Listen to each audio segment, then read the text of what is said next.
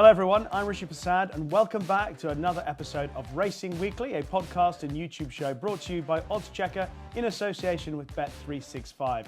Joining me in the studio, Steve Ryder as usual, and it's welcome back to Racing Weekly for Ken Pitterson. Ken, we see you a lot on the racecourse, we see you on ITV as well.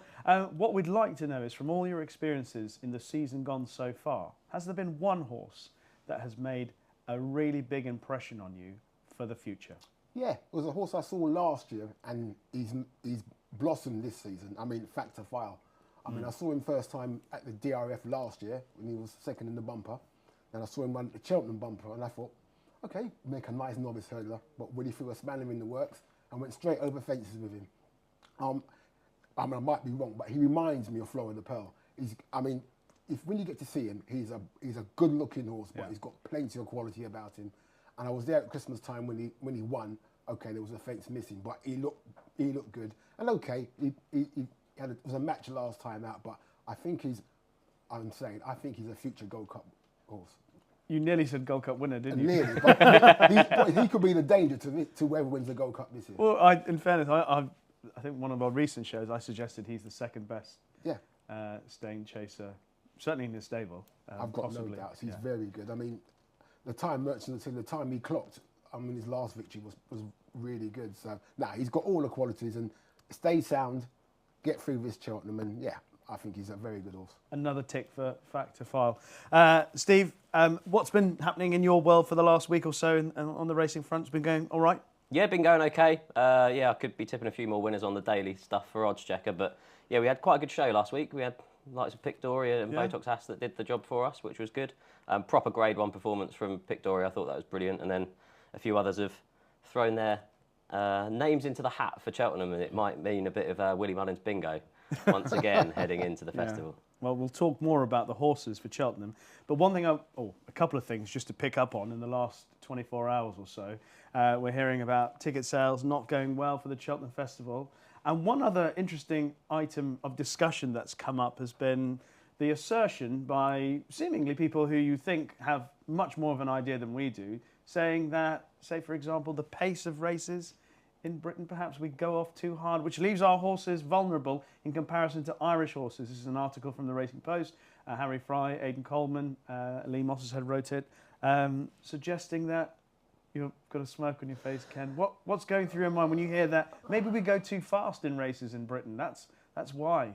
One of the reasons, not why. I can't have it, Rich. I mean, look, the fact of the matter is our horses are not good enough against the Irish horses at the present, and we're trying to compete against basically a better set of horses. Our horses go the pace they can go. They're not good enough. Everyone goes about they're not clocking fast times because if I race you, I'm faster than you, right? Well, I'm Usain Bolt, you're not. I mean, but you see what I mean? Because you race someone, they're faster than you, and the fact that our horses aren't fast enough. And talk about pace of the races, they run to the pace they're comfortable at, and the fact is they're not good enough. So we're not going too fast in Britain? No, I don't think so. They're going the pace that they can go, and if you put them in Irish races, as we'll see come all the spring festivals, a lot of them, especially our novices, will be outpaced. I know it's not the only reason, but it's one of the reasons that's been proffered as why Ireland are perhaps better than Britain in national hunt racing. Do you give any credence to that whatsoever, Steve? No, I don't. Good tactics win races. And we saw two differing rides at the weekend. We saw Stainsby Girl. I thought Kit Alexander gave her a brilliant ride from the front. And then we also saw Anno Power win the mare's bumper from the back being held up. Good tactics win races, and I think it's a load of tosh.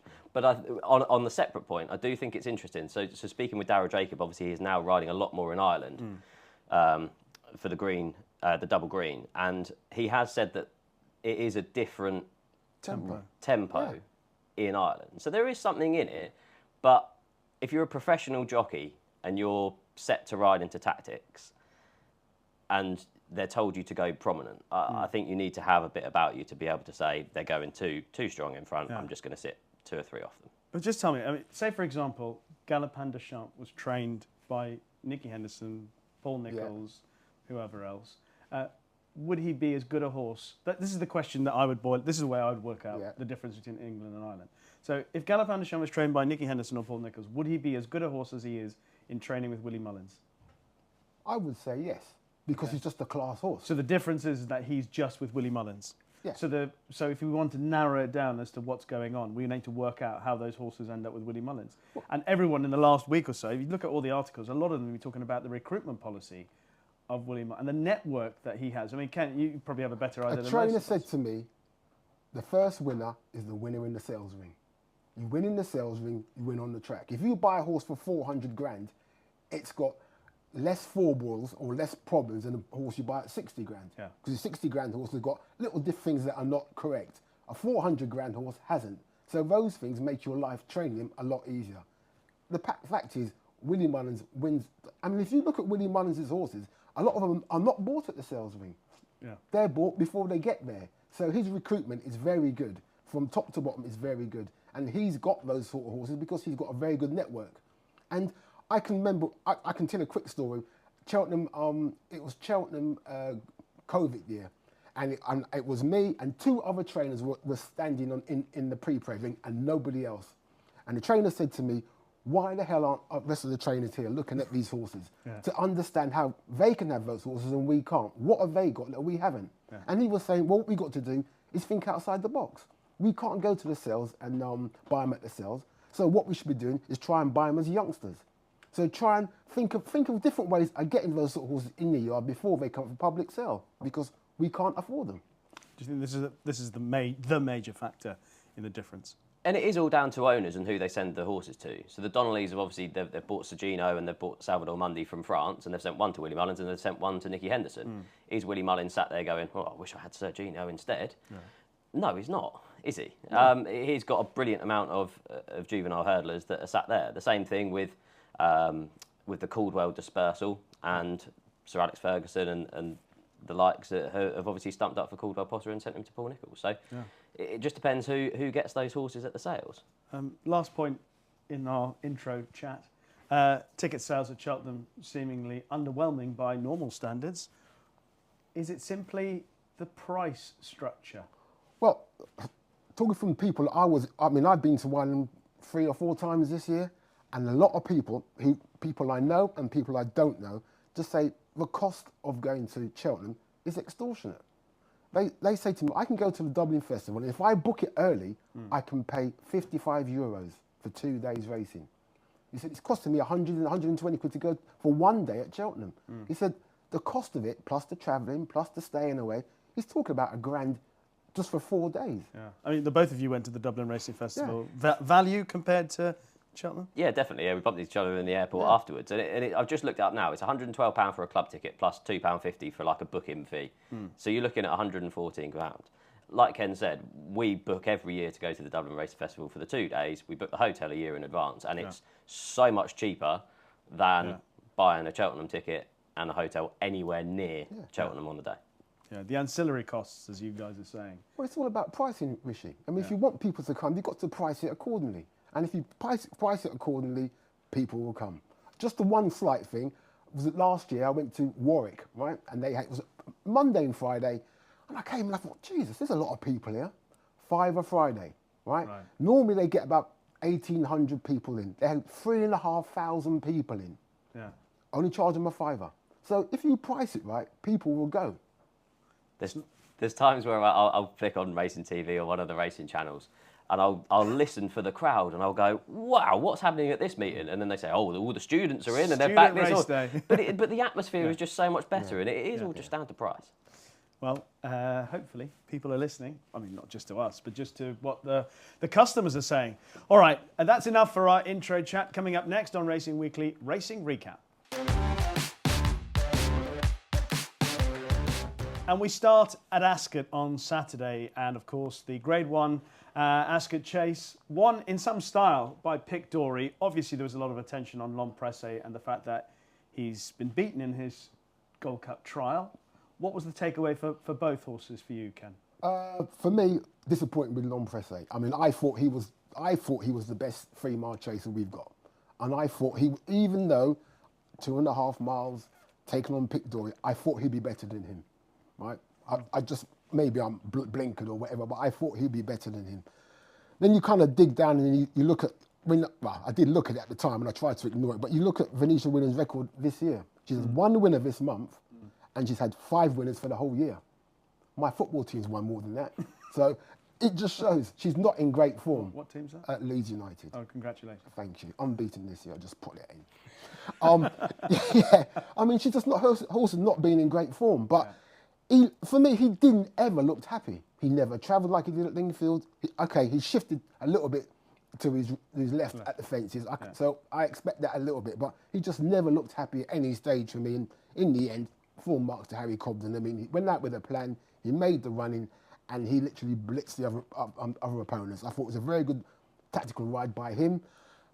Le Home Press, I'm not too sure. Ahoy Senor, if I was the owners, I mean, I don't say run away from anything. I mean, they should go for the Gold Cup. But if I owned him, I'd go Aintree all day. He shows Leave his best Cheltenham altogether. Yeah, he showed his best form at Aintree. He's won a Grade 1 at Aintree.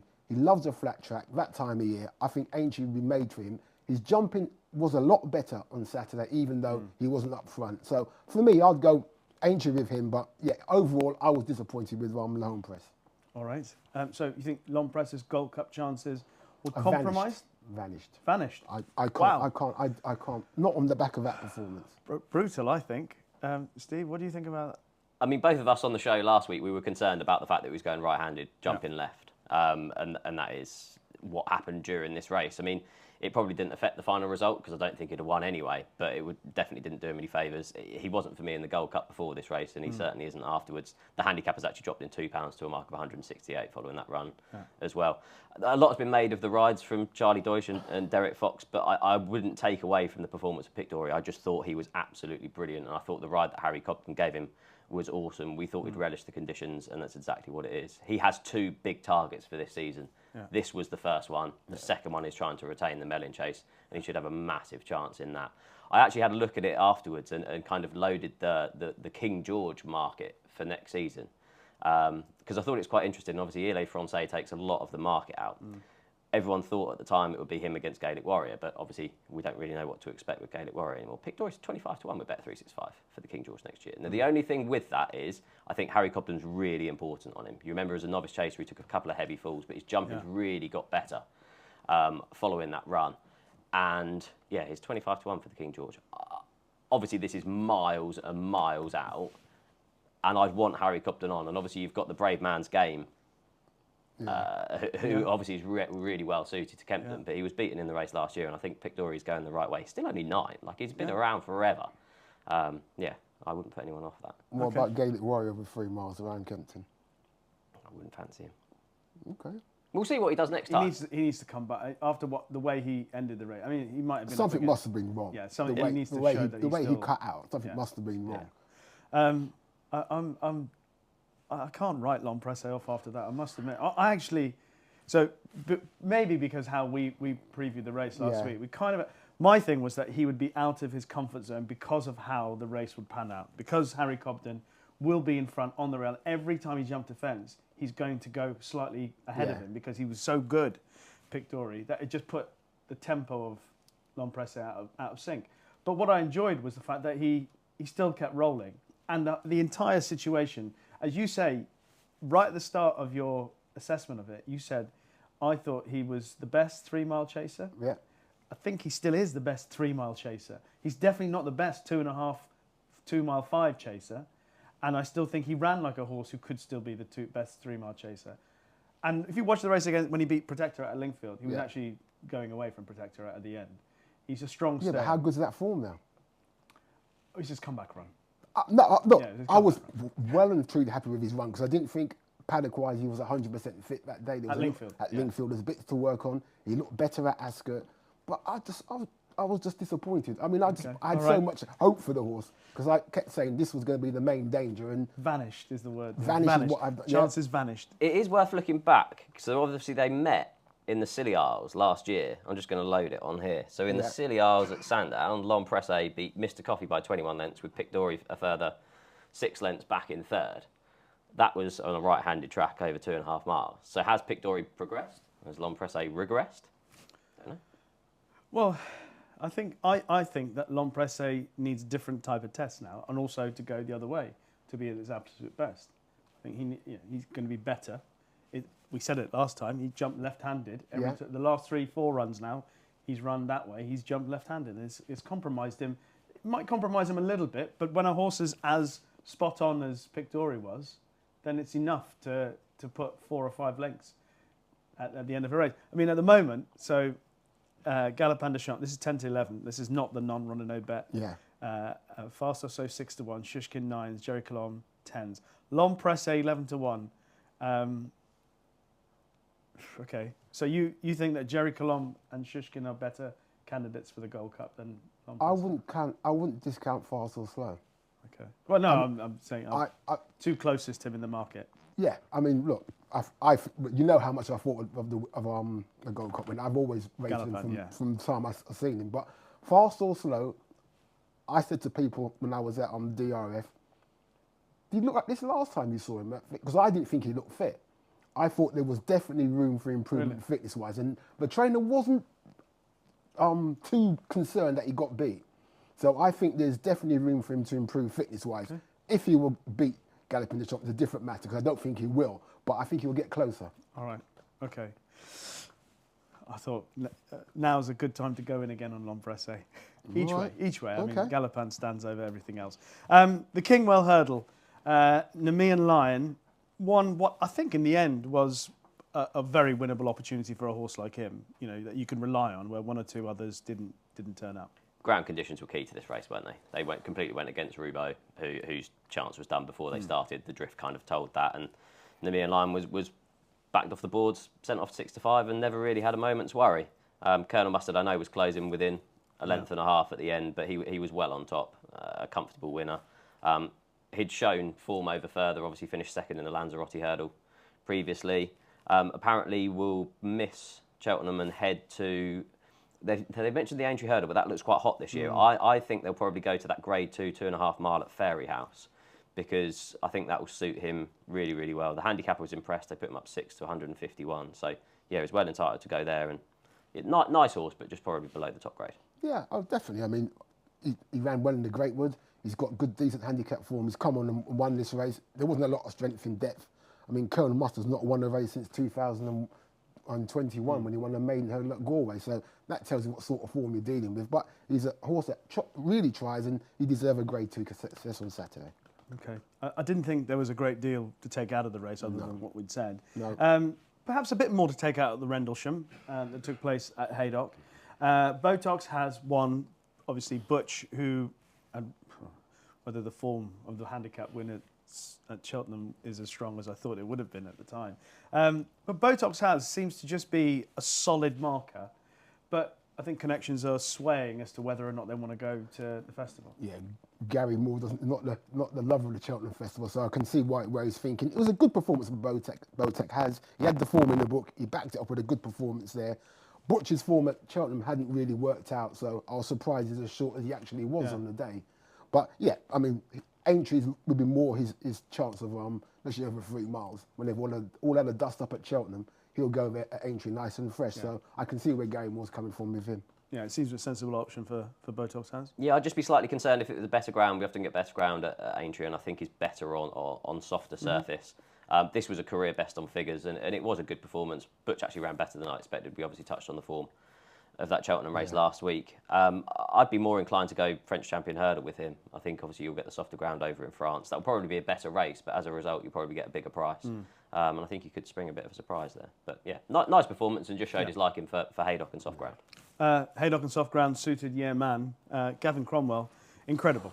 He's had 44 runners in the UK. He's won with 11 of them. But it's the prize money. He's won 360 odd grand with his horses in the UK. And when you consider the gap between William Mullins, Gordon Elliott and the rest in Ireland, I mean, it's good, positive, good tactical training.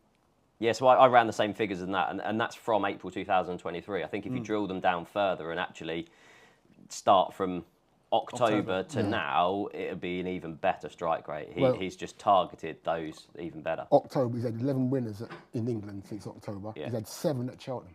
Yeah. So his top trainer at Cheltenham at the moment is Gavin Cromwell. Yeah. Wow. I mean, he's just such a brilliant target trainer. He's likely to head to the Irish Grand National instead of ours now on account of the ground. The Irish handicappers raised him £10 up to a mark of 140 in Ireland. Yeah, I thought it was a good race. My Silver Lining just ran a brilliant race, didn't she? She's so likeable. Yeah. She was off a £5 higher mark than the Classic Chase. Handicappers given her another £4 up to a mark of 131. But yeah, you'd love to own her, wouldn't you? Oh, she's superb. I think she's getting better. Obviously, judged by that run, and what a fabulous season James Best is continuing to have. I think so. I mean, to come on from the Warwick run, which was a good performance, that race hasn't worked out really. So far, a couple have been beaten, and she's taken a step forward to run your man a very close second. So, lovely horse to own, and yeah, she runs her heart out. Back to Ascot for the Reynoldstown. Henry's Friend beat Kilbeg King. Disappointment of the race for me was Apple Away. A horse that I thought at the start of the season was going to be a big play in a lot of good races.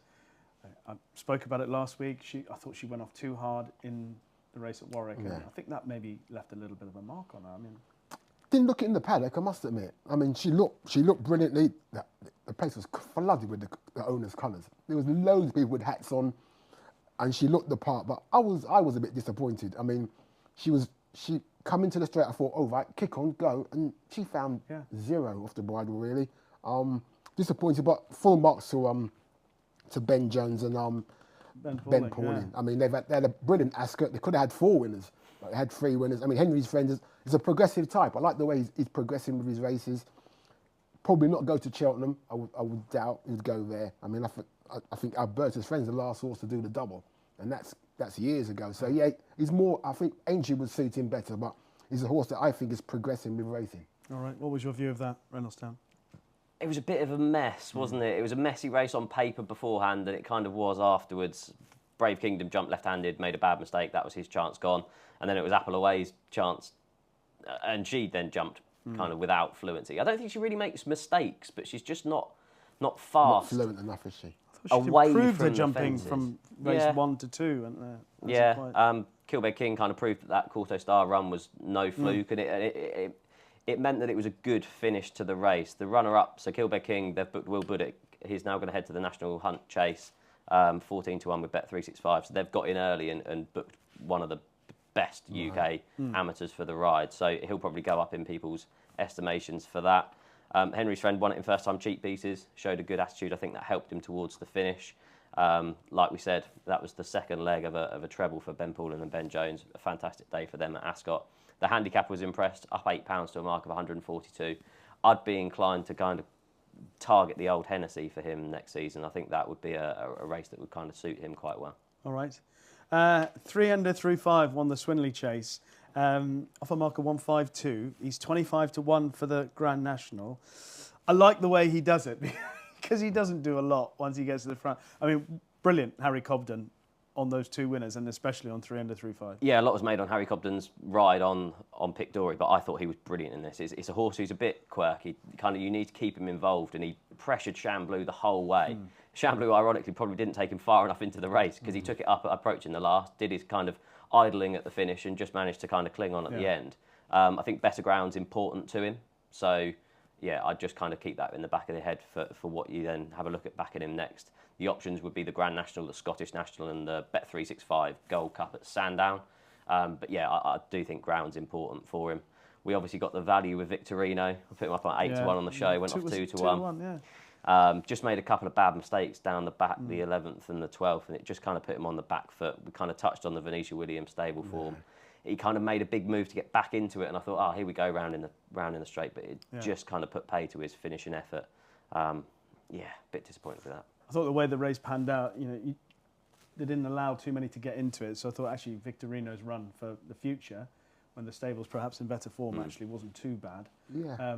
Because I thought Harry Cobden and Harry Skelton kept the tempo up, and 300 through 5, because of the way he races, he probably saved a little bit more with his slightly lackadaisical approach. Yeah, I think so. Because if you look at most of the races at Ascot, you had to be near the front or prominent. It was hard to come off from behind. And we'll touch on the horse that did later on. But yeah, 3 over 3, 4, 3 Get it. 3 Yeah. under 3.5. I've never been 3 under 3.5 Never? in my life. All right. Okay. That's nice. 3 to know. over. No, I thought it was a good performance. I mean, he deserved that. He's been running consistently all season, unable to get his head in front. Today was his day. National, I couldn't really see him as a national horse. I mean, he might take to the fences. It might spark a bit of life into him, but I could see the Scottish National being the sort of race that would suit him. Nice big galloping track, decent ground that time. Yeah, I could see him figuring in that race for me. Okay. All right. Anything else to mention? But before you do, I think you've already touched on it, but I just wanted to give another mention to Stainsby's Girl, who I believe is being retired after winning. What a lovely horse she has been for the Alexanders. And she got a beautiful ride, but she pinged every hurdle when winning that listed mares race at Haydock. Obviously, You Wear It Well made a bad mistake down the back straight, never really fired anyway, I don't think. But on a personal level, it's been a joy watching her running over the years. Yeah, she's booked in to see Logician in the breeding sheds. I thought that was just a brilliant bit of placing because she wasn't originally in that race, and when it got reopened and moved, they then put her in. So, yeah, good amount from Connections or Trainer. All right. Put her in. Ken, what else caught your eye in the last week? Obviously, there was Tully Hill on Sunday, who's obviously, I think, what is he, as short as 8 to 1 or something like that for the. I think he's shorter now. Maybe shorter. A few other performances, 1 or 2 on Saturday at Goran, I thought was interesting. Lantry Lady. What else took your eye? Yeah, I mean, he had to be taken by Tully Hill. I mean, that was, I mean, he got beaten 1 to 8 on his first start, and then when he's dropped him back to 2, and he just looked a different horse. I mean, his jumping's getting better and better every time I've seen him. He's a strong galloper. I mean, Paul Townsend, all he had to do was point him on Sunday, let him go after the last, and he just strolled away. Again, it just strengthens the hand of William Mullins, who's got the first 3 in the betting for the Supreme Hurdle, so he can decide which way he wants to go with all 3 of them. But Tully Hill's only got 1 entrance, which is the Supreme, so he probably will go there because Cheetah Park will want to run him in the race. So, yeah, great performance, and it was a performance of a real dominant performance, I felt. But is ground probably key to him? You think he wants a bit of... Might be. You watch his action, it does seem to hit the ground pretty hard. So you just think, if we get spring ground, that's a big if, it might be a slight concern, but knowing Willie, it probably won't be. Okay. Anything else in the last week that worthy of a mention? Yeah, I thought Mr. Policeman. Oh, yeah. I thought there's been massive talk about this horse. It was the second coming. Things haven't really gone his way. He kind of got the wheels back on track, dropped in grade over 2 miles. He looked a lot happy at that pace, I thought, for him. He's got his head in front. Woody's saying that maybe better ground and further will suit him in time. But I thought that performance just showed that there is an engine. He's a decent horse, but maybe not the second coming everybody thought he was going to be at the beginning of the season. All right. What else? I mean, there was some good racing at Sandown last week. Yeah, just going back to Mr. Policeman, I think that Punchestown novice handicap chase will really suit him. They won it a few years ago with Kilcrut, who's kind of like a similar horse who promised a lot and then kind of took a while to kind of get going. I think the Irish handicap has given him a mark of 146 in Ireland. So yeah, that would be one. Yeah, the Sandown card on Thursday I thought was really interesting. Etalon was a really impressive winner, 9-length winner of a handicap chase. The handicap's put him up £11 to a mark of 142. Apparently heads to Aintree next, and he'd have a proper chance there. Springtime Promise on the same card, won that Grade 2 Mares Novice Hurdle by 3 lengths. She's 20 to 1 for the Mares Novice Hurdle. She'd look a leading contender in other years, but obviously that is a hot race. Oh yes. This year. We touched on obviously Ben Pauling and Ben Jones having a good day at Ascot. Bad was beaten ahead by Mott Hill despite Joe Anderson dropping his whip. That's Joe Anderson's template, by the way. If things go right, he won't bother. But once they go wrong, watch out for Joe Anderson. The Bad was obviously getting a bit of a reputation as a nearly horse, and I completely get it. Now, I'm not one of these lovers of a second time after a wind operation angle, but I can actually see it with him because you saw him up the running, kind of put his head up as if, I'm not sure I can breathe here, and then went, I can. I'm going to go, and then was coming back at the finish. Yeah. Now, I think he'll struggle to get into a Cheltenham handicap because the handicap's put him up £4 to a mark of 126. I don't think he'll get into the County, the Coral, or the Martin Pipe, but there's a consolation race, isn't there, after the day after at Kempton. That's right. He's shown good form going right-handed. So I imagine that's probably where you'll see Bad next. And actually, the second run after a wind-up could be the time to then get Bad if he gets beaten in a close finish again, then he'll be off the list. But I think you can, I think you can kind of give him the benefit of the doubt on that. Salva, I thought, was good in the Victor Ludorum. 10-1 for the Triumph. Apparently, we'll need soft ground to run. Soft ground's important to him. I thought he jumped a lot better. And it's good to see the Moors having a good horse. I particularly enjoyed your interview with Jamie Moore, obviously on Sunday. One of my dogs could have done that interview. He was so lovely to speak to. I mean, what a lovely guy. Yeah. Wish him all the best definitely. in his retirement. But he's still going to be a major part of the Moore dynasty. They didn't mention that Salva, ideally soft ground, but Cheltenham's not the be-all and end-all. I'm quite happy to go to Aintree. It never is for the Moors, is it? They're not Cheltenham driven. They'll do what's best for the horses going forward. Any more? I'd like to mention Lantry Lady. She hadn't run for a long time, and in what was really grueling conditions at Gorham Park, she was probably the only horse to finish off the race looking like she had something to give at the end of it. She was getting a lot of weight from the runner-up, I think. 14, yeah. But the manner of her performance, I mean, she's 40. I can't imagine she might do. I can't imagine she'd go for the Mares' Hurdle on her third career start after that gap and that run at Gorham. But you never know. But there's something about her. Yeah, there is. But you worry about how hard that race. Even It though was it grueling, looked well. I mean, a lot of horses just were absolutely legless at Gorham Park, and when it gets bad, it's bad. Yeah. So that would be my only slight concern if she turns out at Cheltenham that has that taken the edge off her. But potentially she looks very smart going forward. All right. We wrapping that up? Anything else? Can I just go back to Tully Hill? Because I was really impressed. Okay. I backed the Wise Guy double of Tully Hill in the Supreme and Ballyburn in the Bear and Bingham. Okay. In the anti-post markets. Obviously, you can get bigger prices out there. Bet365 do a brilliant thing where they've got the run and no bet, and you've also got the anti-post market. Yeah. So I backed the Wise Guy double in the hope that Willie Mullins moves Ballyburn to the Bear and Bingham. Obviously, they've got Mystical Power, who Mark Walsh will ride in the Supreme, and I think Paul Townend will want to be on both of those. Obviously, they've got L'Antique in the Bear and Bingham as well, but I think he'll have two leading contenders. I couldn't see them both running because they're both strong travelling, prominent races, and I think they'd actually hinder each other if they were in the same race. So I think hopefully they'll have a bit of a switcheroo in there. The form actually looks really quite good. So he obviously beat No Flies on Him, who was well regarded. Gigaro was back in third, and he actually beat him further than what Mystical Power did in the Moscow Flyer. Right, The time guys who've timed that race are also saying that it came off very well. So it was. I'm more of a visuals kind of man, but I do like it when the times then back it up. So Tully Hill was definitely impressive on both counts. 9-2 behind 6-4 Ballyburn with Bet365 at the moment for the Supreme. Mystical Power 6-1. Firefox 9s. Jericho Repene, the first of the Brits.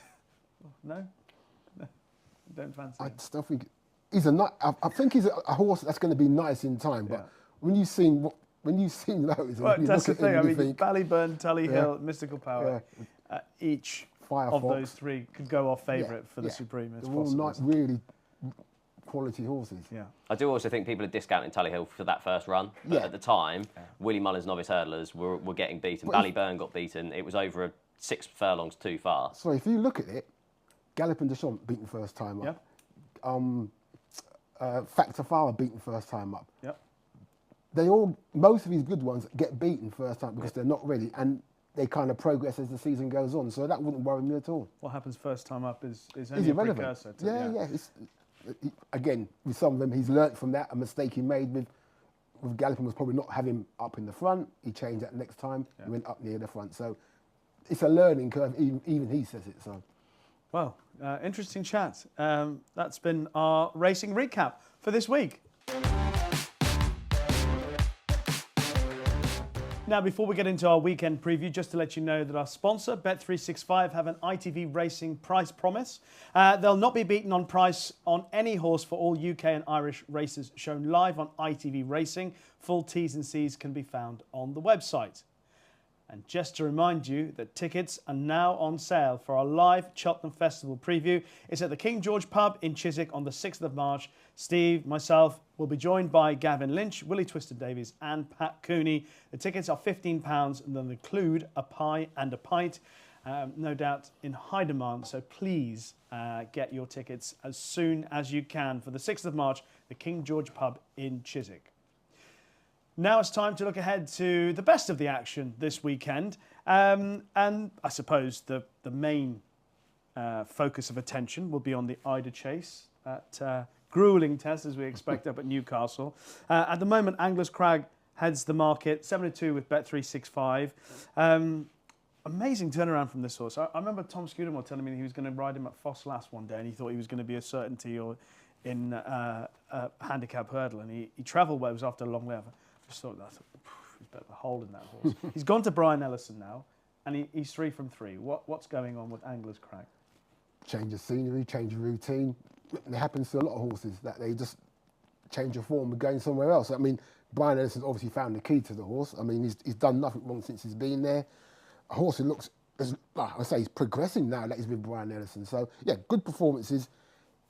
This is going to be a different test because, I mean, he's around Musselburgh Market Race and a more sharper tracks where it's going to be a last man standing at Newcastle, given how heavy the ground will be. But, yeah, he comes in great form. I think he's got a great chance, but I do fancy one against him. Okay. So I'm just going to mark it and you can jump in. Gitmakers 11-2, Fendon Tiger 15-2, Christopher Wood 9s, Tommy Bow 9s, Cruise Control 10s, Gold Clermont, Your Own Story, last year's run-up Galloping Bear 12s. What have I mentioned it? Yeah, I think Fen Tiger likes heavy ground, has got a good record around the track, looks a progressive type. I like the way he won his last time at Newcastle, so that's good that he's got course form. I like the horse. I think he's progressive. I don't think that I'm hoping that he'll improve for the trip. I mean, he won at 3 miles at Doncaster, so I think he'll get the 4 miles.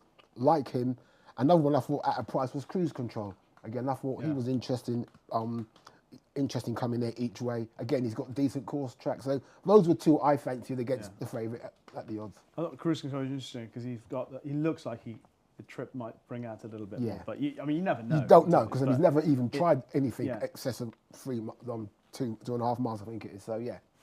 Okay. What do you think? What's the play? I like it when you read through the betting and don't mention the horse because it means that it's a big price. I like it, yeah. I'm liking it. Flower of Scotland is the 16 to one 1. for me at 16-1.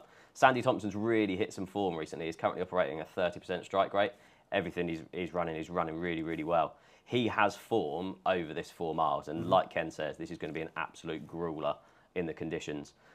He won over 4 miles at Kelso in the Borders National last season. Won by 6 lengths that day off a mark of 114, then finished 3rd in the Edinburgh National over the same trip. Those are his only 2 attempts over 4 miles in his career. Obviously, there aren't many races over this distance, but he's faced this twice and ran really well twice. He's only off a mark of 120, so he's only £6 higher than winning that race. 16-1 looks very fair. He was pulled up in his reappearance, but that was over a trip too short. And yeah, I thought 16-1, that was perfectly fair for Flower of Scotland. All right. I'm going with the same sort of theory about being good at the distance, and I'm going for last year's runner-up, Galloping Bear, who was second to Kitty's Light. Of course, Kitty's Light was just about to go through that incredible run of winning the Ida, then the Scottish National, and then obviously the Bet365 at Sandown. So Galloping Bear has come back for this race on the same mark as he was last year, as if by magic. Just not in the same sort of form coming into the race, Well, would you say? yeah, I mean, that's, I suppose, how he's got back down to 140. But the test should suit him. So that would be my play at 12-1. So a couple of interesting ones. Fendon Tiger, 15-2, Galloping Bear 12-1, and then the biggest of the 3, Flower of Scotland at 16-1, all with Bet365 for the Ida. The handicap chase at Kempton on the weekend. Now, few entries up in the air with this. I've said Paul Nicholls has got Il Rodotto in there, and I thought he was of interest if he went for it, but I'm not entirely certain whether he will or not.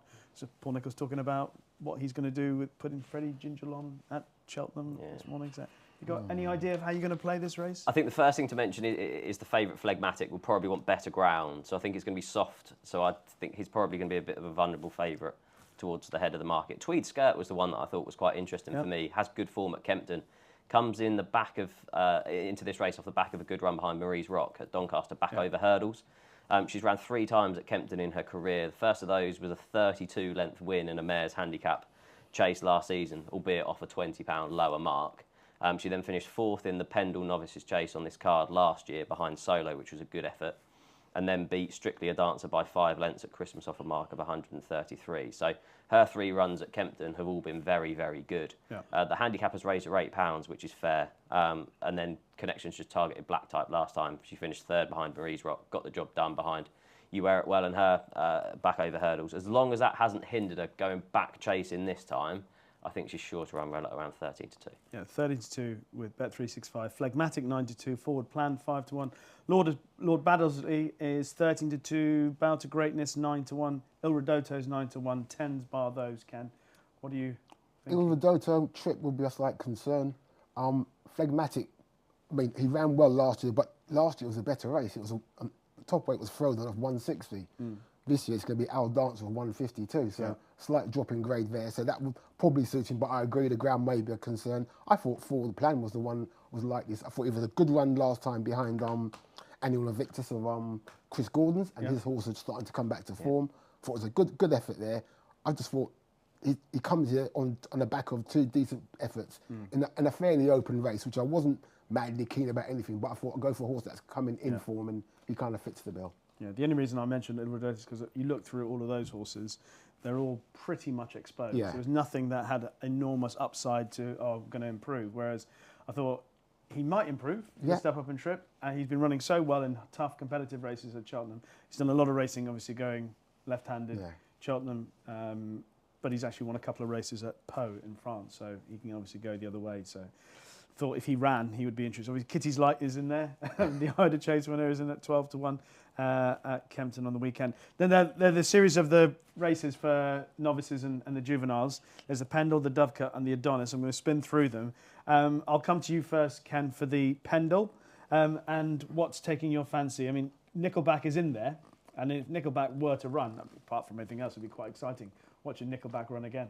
Yeah, I think he's got a very good chance. I mean, front runner, the track should suit him. He comes here in form. I think he's got a great chance. I thought Acolyte was the other one was interesting. I mean, I know it's only mare's form, but she's dominated the races. She's won fairly in really decent style. Comes here up in the back with 10-10 on her back, 10 to 1. I'd probably just chance a little bit of her each way. Le Patron's obviously held by Nickelback on the Sandown performance, and the rest of them I weren't really taken by. So yeah, I thought her at about 10 to 1 each way would be the way I'd play the race. All right, so Arclight for Ken, 9 to 1. Nickelback is 11 to 8. Tamura 7 to 2. Pembroke 5 to 1. Blow Your Wad's got a couple of entries on the weekend. I'm going to keep my eye on what race they go for with Blow Your Wad. How do you see it? I like Blow Your Wad. I think he comes here. He's jocked up on this and not in the other race. So I imagine he comes here. I know he really impressed the likes of Andy Holden with his speed figure that he did here on his penultimate start. He won over this course and distance on Boxing Day, beating Outlaw Peter, who's ran well since. And then just didn't appear to enjoy Cheltenham last time. I'd upgrade that. He finished behind Ginny's Destiny that day. He finished second behind Le Patron early this season at Sandown, trying to give that rival a stone. And then he's in receipt of weight in this race. Obviously, both Le Patron and Nickelback carry a £5 penalty in this. Nickelback, I'd have a slight concern around Kempton. His worst performance this year came at Kempton, albeit obviously over 2 miles when beaten by Master Chewy. So that would be a slight concern with him coming back to Kempton. Arclight was brilliant, 3 from 3 over fences, including one at this track, so you wouldn't have many concerns around her. But I thought Blow Your Wad was quite a big price. I think he's 7 to 1. So yeah.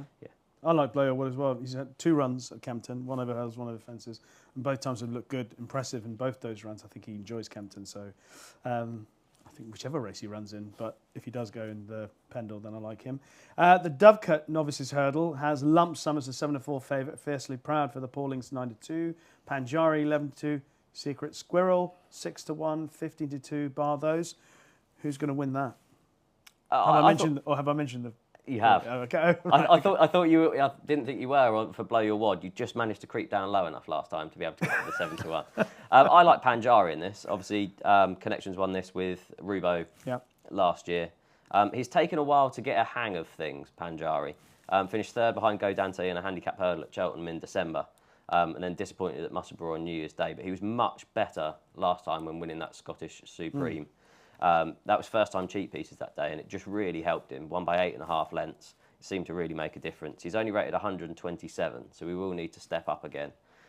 Lump Sum obviously ran well. He lost his unbeaten record to Jericho de Repenay last time at Doncaster.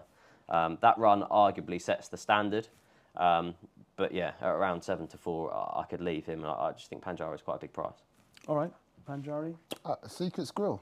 Yeah. You won't miss him. No, he's No, lovely. You will not miss him. He should. I think he should have won last time, shouldn't he? I thought he should have won last time. I do. I don't want to see David Bass and say, listen, David, but I think he should have won. Yeah, look, say what you see. But I will say it. As someone said, say what you see, and I agree with you. But I mean, his run behind Jerry the Repine at Newbury. Newbury was a good performance as well. I think this race would be run to suit. I think there'd be hopefully a few runners in it, a bit of pace. I think the track will suit him. I just think he might be a horse that wants a flat, right-handed track. I think will suit him. So he won there when he beat Dancing Brazil, 3 starts back. So I just think a lot's in his favour. So each way, if he's an each way price, I like the Secret Skrill. He's 6-1. I liked Lump Sum, how he sort of woke up at the end of his race behind Jericho de Repine, where he was almost. It was the first time he was actually asked to race hard. And it sort of caught him by surprise, I think. And then he realised, and then he started running on at the end. So I'd be interested to see how he's come forward from that. That he has come forward, but I'm not sure it's a race you want to get too deep into because there's the likes of Secret Skrill, Panjari, even Fiercely Proud, who was obviously at Doncaster. The Adonis potentially might be the race of the day at Kempton. I mean, looking at who may turn up, Caliph de Burley. Even money favourite with Bet365. Give Me 5, 3-1 for the Durham team. Captain Marvellous, 6-1. Peking Opera, 7-1. Swift Hawk 8s and 12-1. Bar those. How good is this Caliph de Burley? He's not a Triumph horse, I can tell you that. And he's a 3-mile chaser. I mean, he's massive. I mean, when I saw him, he's a good-looking horse. I mean, he's got a lot of quality, but he's no way he's a Triumph horse. And funny enough, when he won, Paul said you can see he's not a Triumph horse. He's a big, imposing 4-year-old who will be better when he goes chasing. And interesting, Paul said he'll probably stick him over fences next season. Really? So use his 4-year-old allowance to start with, and then go on from there. So yeah, this is gonna be a good chance for him. Give Me 5's done nothing wrong. Just not sure. I mean, the form of the Warwick races. Yeah, I won't say pants, but it wasn't as strong as a strong thing. I thought the interesting was Peking Opera. I mean, he was rated 104, was it? Yeah, 104 on the flat when trained by Aidan O'Brien. He was used as probably a couple of pacemakers and stuff, but I like the way he won that Sandown. I think you could see as the race was going, his jumping he got more assured with his jumping, I felt, with him. And only was one tap and he went away and won. I think slightly stronger pace, the way he jumped, I just think he could be the one that could upset the apple cart here. Okay. Interesting what you're saying, what Ken said about Caliph not being really 2-mile hurdles at Kempton as opposed to a horse that's a 3-mile chase is quite a contrast. Yeah, he's kind of the same as Marshborough, isn't he? You look at some of these horses and you go, you're not a juvenile hurdler. Yeah, he's just got a touch of star quality, hasn't he? He was just absolutely brilliant. Beat Roaring Legend by 7.5 lengths over this course and distance. Like, there's just no real concerns for him. Yep. I thought Evans was fair enough for him, to be fair. If he wins this impressively, don't get too carried away with Triumph Hurdle, because I'm not sure he will go there, although there was a few years back, Nichols ran 5 in the Triumph, including Calanders Oboe and Frodon. So it didn't exactly do them too badly, did it? Yeah. I like Peking Opera as well. It cost 100 grand out of Aidan O'Brien. If you talk around previous flat form, if he's rated in the hundreds previously, that's the only thing that will hold you back on Give Me 5. Like, he was rated 69 on the flat. Obviously, he was fairly unexposed over there, but yeah, it's chalk and cheese really if you look back at their flat form. I thought he actually made a really nice hurdling debut, jumped well. Beat the good Doctor Who's a fairly solid yardstick by 1 3/4 lengths. So I wouldn't be in a rush to oppose the favourite, but if you did push me for one each way, it would be Peking Opera. All right, Peking Opera 7-1 with Bet365 for the Adonis at Kempton on the weekend. Is there anything else running over the next few days leading up to the weekend and at the weekend, Ken, that we ought to be paying attention to that we haven't mentioned in this particular segment? Just something I've to recap on was the bumper at Ascot. I should have mentioned that, sorry. From the weekend? Yeah, the weekend. Anna Power. Anna Power upgraded the performance because she came from last, and no horse on the day came from last. Yeah. I mean, I backed the second, which was Nadia, the Lioness. She looked the part. Cobden gave her a great ride. He kicked for home, and me, stupid, he was counting my money, right? And then I saw this flash of thing come up the rails, and she was very, very impressive. I mean, she wears the hood. She's a little bit fiery, but Johnny, I forgot his name now. Johnny Burke. Johnny Burke knew how to. He got her settled. Yeah. I thought her turn of foot was very impressive, and I could see Aintree faster pace would suit her. So yeah, she'll definitely one to mention. I should say. Totally agree. Anything else running over the next few days? Yeah, I've got 5. Wow. Pens to the ready. One's tomorrow. It's Gala Marceau. I've backed her for the Mares Hurdle.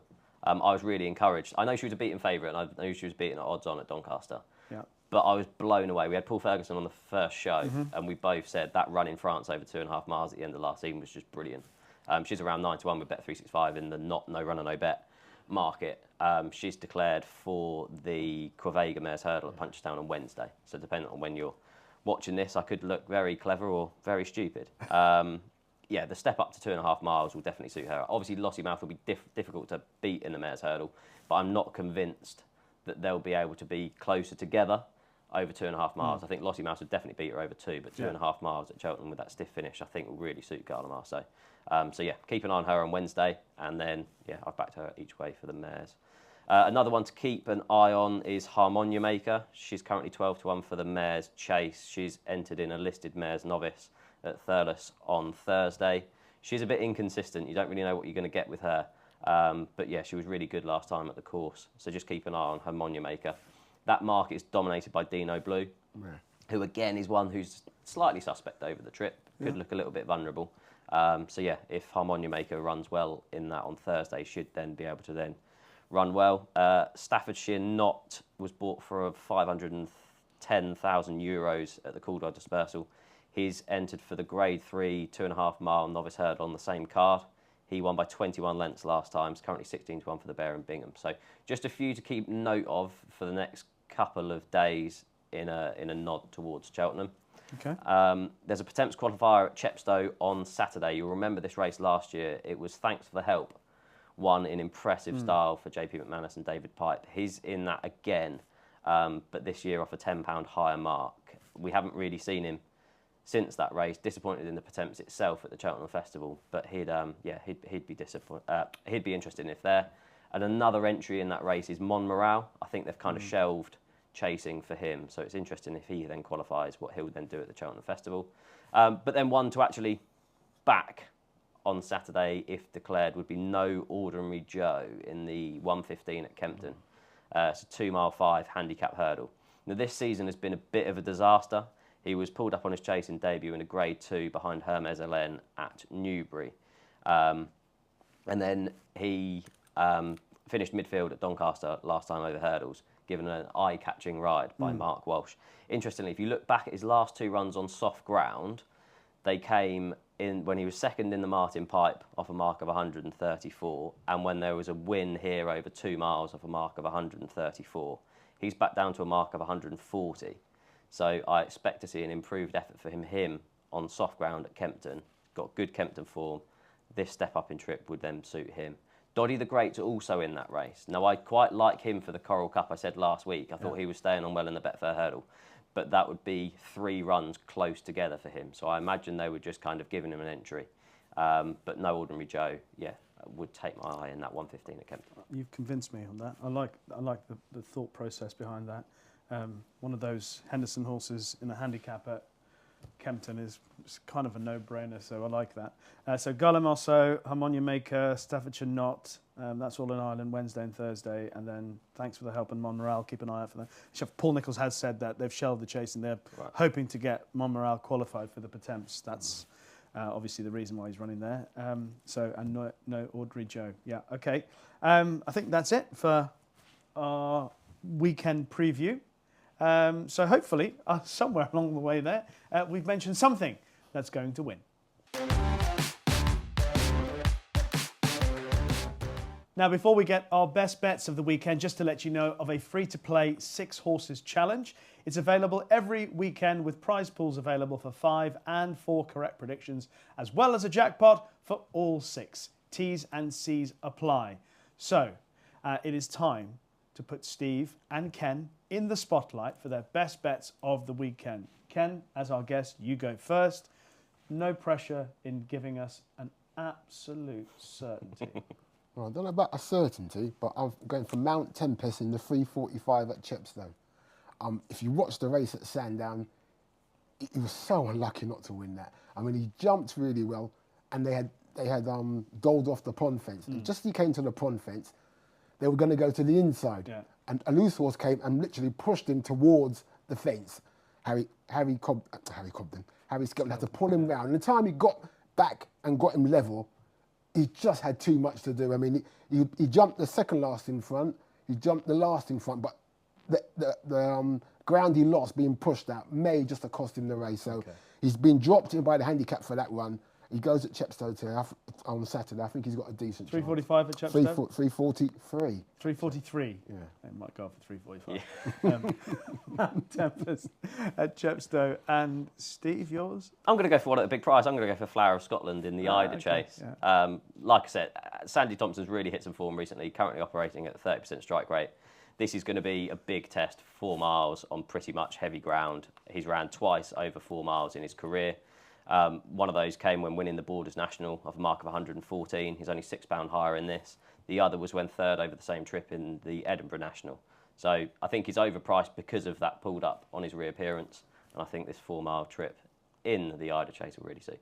Excellent. So the double, Mount Tempest, the 343 at Chepstow on Saturday, and Flower of Scotland for Steve, 16 to 1 for the Ida Chase with Bet365. Just before we go, Rish, I want to ask you a question. Right. Yeah. We all know the greatest batsmen in your eyes were Brian Charles Lara. Man, it's pretty obvious. But who's your bowler? You never tell me who your best bowlers have ever been. Favourite bowlers? Yeah. Oh, well, Mikey. Right. I mean, because he made it look nice, and aesthetics is most important to me. Ian Bishop. I'm right. slightly biased that he was from Trinidad. Yeah. But Ian Bishop, before his first back injury, was lethal. I mean, he would... just brutal. His early career, I mean, I thought was a more lethal and brutal bowler than Ambrose was. Then he had the back injury. He had to remodel his action and everything. He actually came back and competed at a very high level. And also the kind of guy he is. I admire him. Mikey for the way he ran into Michael Holding for the way he ran into the bowl. Just smooth, isn't he? I mean, yeah. Who's your favourite? I've got to say, yeah, Mikey will be up there. Marshall will be up there, but I've got to say Kirtley. I just loved Kirtley. I just loved everything about him. I mean, I'm shortening him, but he was just everything about him. The way he bowled, the seam, everything about him was just really good. I was just always captivated watching him bowl. I loved it when he lost it. That's what, because he very rarely ever did it. Yeah. I mean, he never lost his cool, but occasionally when he did, Yes. it was Dean Jones. Do you That's remember right, the great story about he was wearing. It was a one-day match. Sorry, Steve. No. He was wearing a one-day match in Australia, and he would wear white wristbands, and obviously with the white ball in a one day. And Dean Jones complained to the umpire. Didn't even ask. He just went straight to the umpire. He said, "Tell Kirtley to take those armbands off." I mean, that was one of the worst things that Dean Jones ever did for Australian cricket, because Kirtley just completely tore them apart. And at that point, actually, in the series of that between West Indies and Australia, Australia were leading in the Test series as well, and suddenly Ambrose just woke up, and then they won the Test by one run in Adelaide. I think it was, yeah. Where Ambrose, and then he went to Perth and he took 7 wickets for 1 run in 20 balls. It all started with Dean Jones asking him to move his wristbands, which he felt was extremely rude. Never rile Kirtley was the... I think they learnt that, didn't they? Yeah, but what a lovely guitarist he is. Yeah. Who's your favourite bowler? I'm a sucker for a swing bowler. I liked Andrew Caddick. Wow. I thought he was... Big action. Yeah. He was a bit down there, action. Simon Jones. Yeah. You can find so many YouTube clips of the two of them. Yeah. Lovely times. Great memories. Yeah. Great memories. Oh dear. Okay. Who was your favourite batsman? Oh, well, obviously. Viv, I keep telling you. Yeah, he was all right. Viv and me. What a combo. Favourite batsman?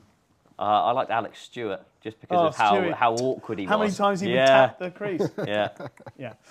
We could talk about cricket and racing all day long. In fact, what we'll do is, once we've said goodbye, we'll carry on chatting. But that is it for this episode of Racing Weekly, brought to you by Oddschecker in association with Bet365. Thank you very much to Ken for joining us and allowing us to go down memory lane in the cricketing world. Thanks, Steve, thank you very much. Hope that you've enjoyed what you've seen or heard on this show. If you have, then please leave us a kind review on the comments section in Apple Podcasts or on YouTube.